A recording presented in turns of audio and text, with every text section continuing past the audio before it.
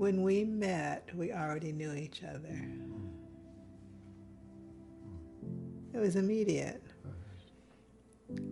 Even though she was much more outgoing, I was more held back. Yeah, we're very different and yet respectful of each other.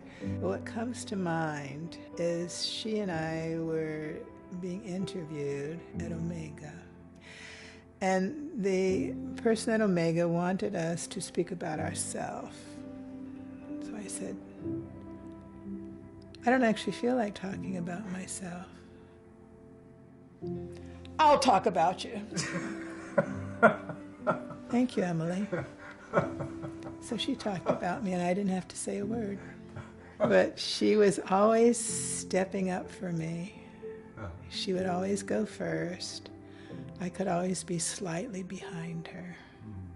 When she passed, I realized that she had protected me all the time.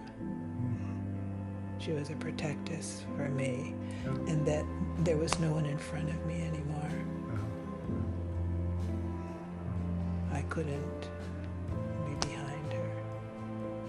And she took that place. She knew she took that place for me.